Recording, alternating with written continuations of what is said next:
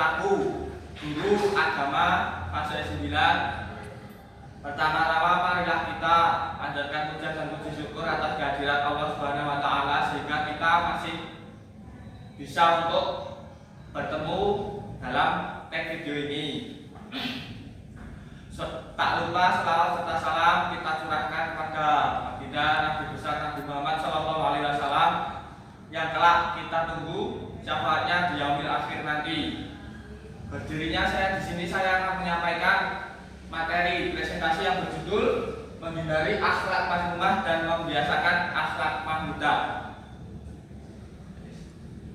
Perkenalkan, nama saya Hisyam Profesor dari absen 18. Terus ada rekan saya,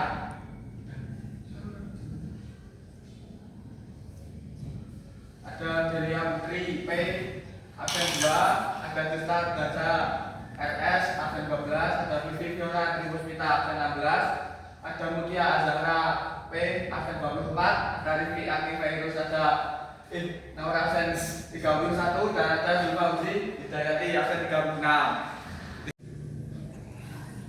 Materi yang pertama itu adalah menghindari sifat temperamental. Pengertian sifat temperamental atau gadap.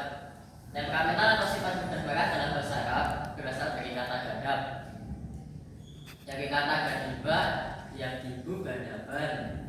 Seseorang yang berperilaku gadap berarti memiliki akhlak mazmumah atau budi pekerti yang tercela. Seseorang yang memiliki sifat gadap itu menunjukkan bahwa dirinya itu mempunyai penyakit rohani.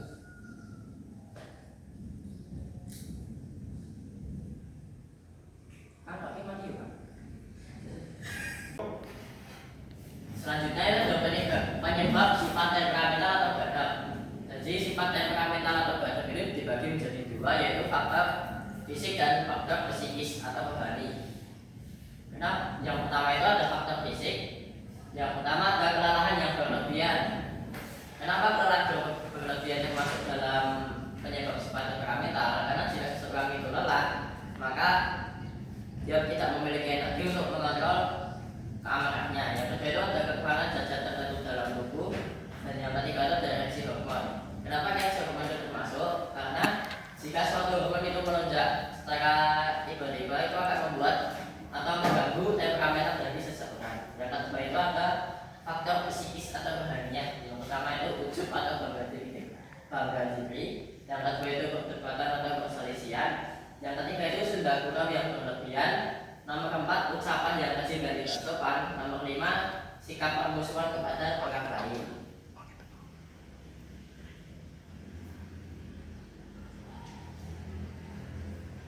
Selanjutnya ada jenis-jenis gadap. Gadap itu dibagi menjadi dua, yaitu marah yang terpuji dan marah yang tercela. Dalam hal marah, manusia memiliki 3 tingkatan, yaitu tidak memiliki rasa marah sama sekali atau takut, marah yang terkontrol atau iftidal. Yang ketiga itu marah yang berlebihan atau ifkat.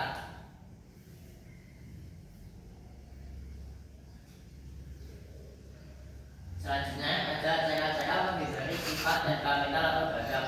Yang pertama itu membaca ta'awuz yang berbunyi A'udzubillahi minasyaitonirrajim Bismillahirrahmanirrahim, yang artinya aku berlindung kepada Allah dari godaan setan. Untuk yang nomor 2 itu mengubah posisi saat kita marah. Kenapa mengubah posisi saat kita marah itu bisa menghindari sifat temperamental? Karena jika seseorang marah itu akan membuat posisi badannya itu lebih tinggi atau lebih besar. Yang ketiga itu diam atau tidak berbicara. Kenapa Pak diam dan tidak berbicara bisa termasuk juga? Karena ketika kita marah, kita diam itu akan membuat seseorang yang marah pada kita itu merasa bersalah. Dan nomor 4 itu ada berwudu. Kenapa berwudu? Berwudu dapat memberikan efek tenang bagi seseorang yang sedang marah. Yang nomor 5 itu ada mengingat wasiat Rasulullah SAW dan Allah Subhanahu wa taala. Rasulullah sallallahu alaihi wasallam bersabda, "Barang siapa yang mampu menahan amarahnya sedangkan bisa saja yang meluapkannya, Allah Subhanahu wa taala akan memanggilnya di hadapan para makhluk yang lain pada hari kiamat untuk memberikan pilihan baginya di dari yang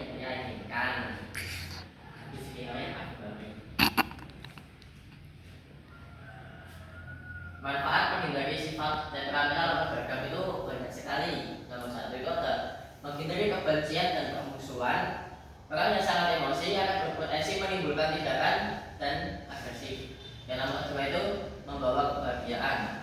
Orang yang mampu menahan amarah memiliki keutamaan sendiri bagi seorang mukmin. Nomor tiga itu adalah mendapat pahala dari Allah Subhanahu wa Ta'ala.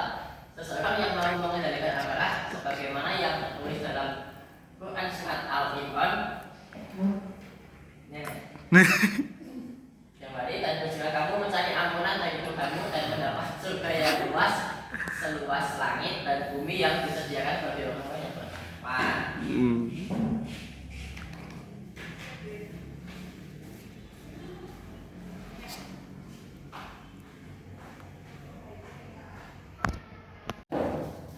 Masuk ke materi selanjutnya yaitu membiasakan perilaku kontrol diri atau dalam Islam disebut dengan mujahadah anas.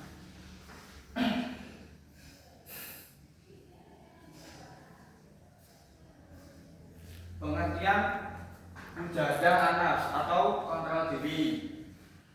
Mujahadah dalam bahasa Arab artinya mengontrol, anas artinya diri sendiri. Kalau digabung jadi mujahadah anas adalah kontrol diri, cara mengontrol diri kita sendiri. Kontrol diri dalam Islam disebut dengan mujahadah anas. Kontrol diri juga dapat diartikan sebagai kemampuan dalam mengendalikan perbuatan yang tidak diinginkan.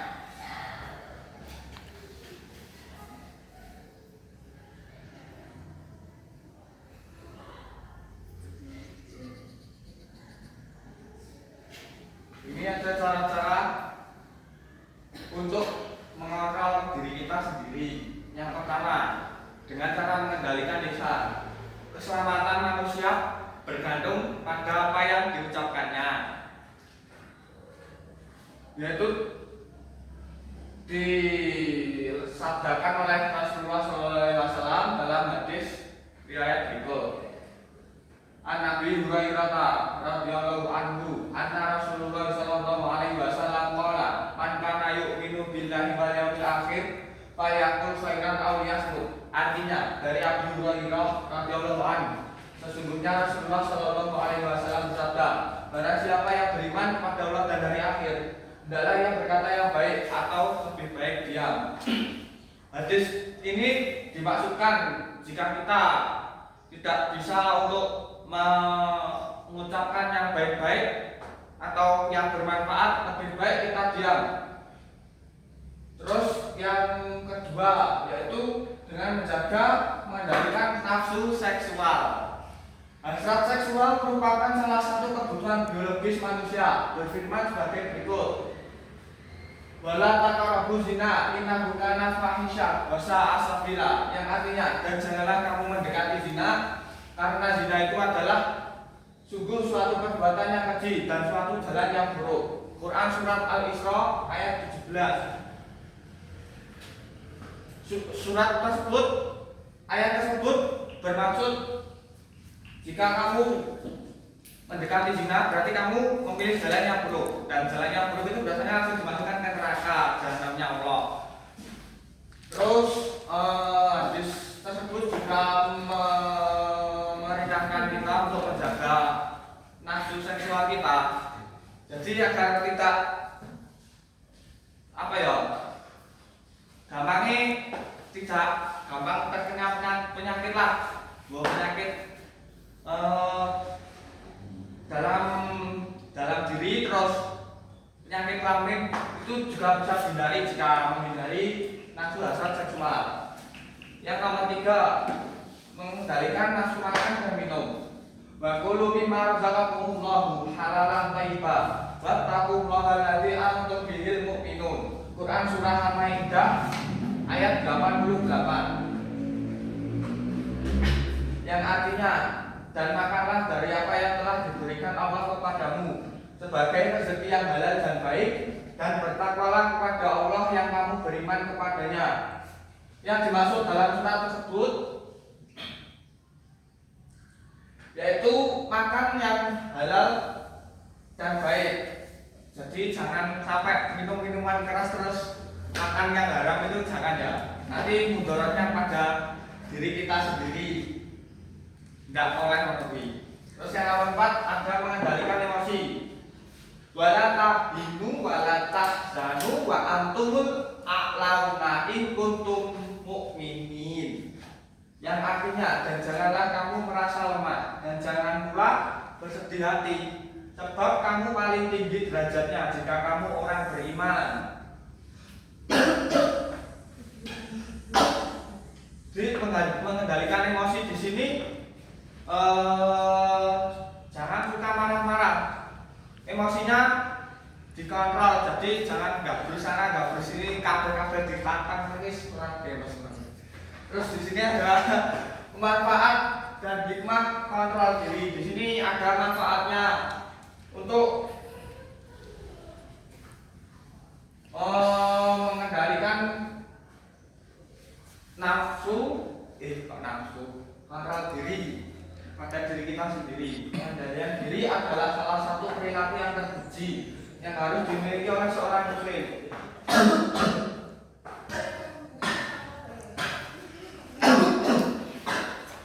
Seorang muslim yang mampu mengendalikan diri tentu akan melahirkan pribadi yang baik. Seorang yang memiliki kepribadian yang baik memiliki ciri sebagai berikut. Yang pertama, Wih, PPT-nya salah anjir.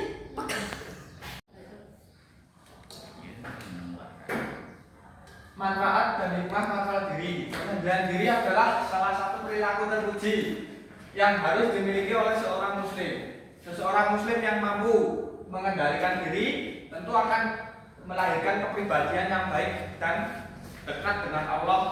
Dia tidak akan neko-neko. Di sini seseorang yang memiliki kepribadian yang baik memiliki ciri sebagai berikut. Yang pertama, berpenampilan sesuai dengan jati dirinya. Jadi dia itu tidak FOMO, ikut sana ikut sini, terus ada gaya baru terus diikuti, ada gaya baru terus diikuti. Nah itu tidak sesuai jati dirinya. Ya sesuai jati dirinya ya kayak masih. Cendemen. Yang kedua, memiliki sikap terbuka. Jadi dia itu tidak malu-malu ya. Jadi orangnya nggak tertutup lah, nggak apa sih? Ya orangnya terbuka. Dimulai. Semua itu Allah SWT kabeh tahu tentang awake ini ngerti kabeh ngono. Yang ketiga, memiliki pendirian yang teguh. Ya ini juga kayak yang nomor 1. Tapi ini nggak suka diajak-ajak untuk yang jelek. Pamane ya, kamu dekat sama orang yang mabuk, punya teman yang mabuk. Terus kamu nggak mabuk karena kamu tahu mabuk itu dilarang dalam agama Islam. Terus kamu ditawari minum, kamu nggak mau. Nah itu merupakan ciri-ciri orang yang memiliki pendirian yang teguh. Yang terakhir ada tidak mudah terpengaruh oleh hal-hal negatif. Ya ini seperti yang di atasnya tadi. Ada temannya minum terus kamu diajak minum, kamu nggak boleh ikut-ikut ya. Terus makanya ada yang ya nggak boleh. Yang di sini ada manfaat kontrol diri dalam kehidupan sehari-hari. Kontrol diri berperan dalam membangun hubungan baik antara seseorang dan orang lain. Karena manusia adalah makhluk sosial yang tidak akan bisa hidup tanpa bantuan orang lain. Apabila kita tidak mampu mengendalikan dan mengontrol diri kita sendiri, maka hubungan akan terpecah belah dan orang akan berselisih kepada kita dan kita akan dianggap jelek oleh mereka. Yang kedua, ada kontrol diri, berperan bagi diri sendiri. Sebagai contoh, apabila kita berambisi untuk menjadi juara kelas, maka kita harus belajar dengan tekun dan sungguh-sungguh untuk memahami pelajaran yang telah diajarkan.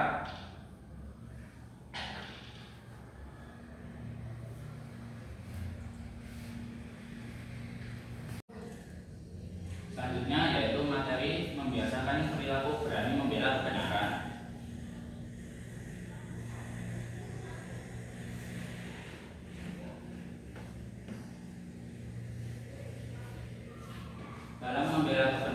yang namanya saja'ah. Pengertian saja'ah menurut bahasa, saja'ah artinya berani. Saja'ah adalah sikap berani menyatakan atau membela kebenaran. Perilaku tersebut erat kaitannya dengan kejujuran. Dalam firman Allah dijelaskan, wala tahinu wala tahzanu wa antumul a'launa in kuntum mu'minin.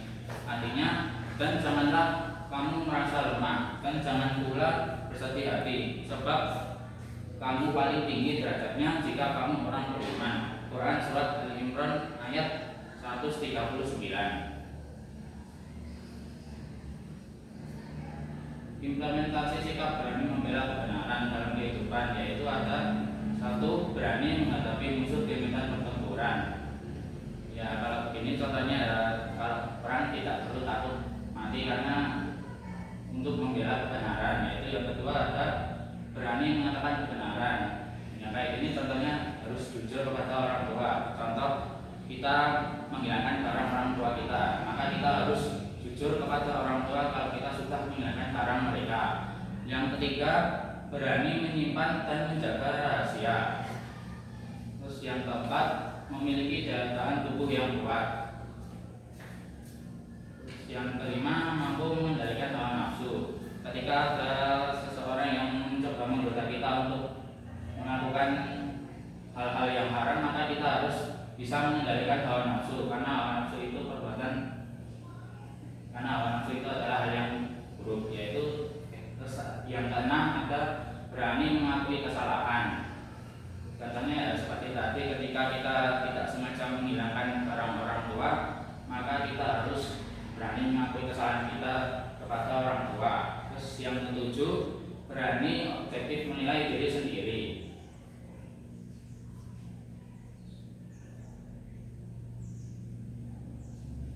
Faktor pembentuk sikap berani membela kebenaran dalam kehidupan. Yang pertama, takut kepada Allah. Kita sebagai orang Islam harus takut kepada Allah, karena Allah yang telah menciptakan kita, dan Allah menciptakan kita itu untuk selalu beriman kepada dirinya. Terus yang kedua, mencintai kehidupan akhirat. Terus yang ketiga, tidak takut menghadapi kematian. Kalau kematian kita sudah mendadak, kita jangan takut, karena jika kita sudah memiliki iman yang kuat, maka kita tidak perlu takut, karena hasilnya pasti akan ditentukan oleh Allah. Terus yang keempat, tidak ragu-ragu dengan kebenaran. Yang kelima, tidak materialistis. Lalu yang keenam, berserah diri dan yakin akan pertolongan Allah. Jika kita merasa kita kesusahan dalam menghadapi sesuatu, maka yakinlah Allah akan membantu kita saat susah. Terus yang terakhir, kristalisasi pendidikan karakter di berbagai lembaga.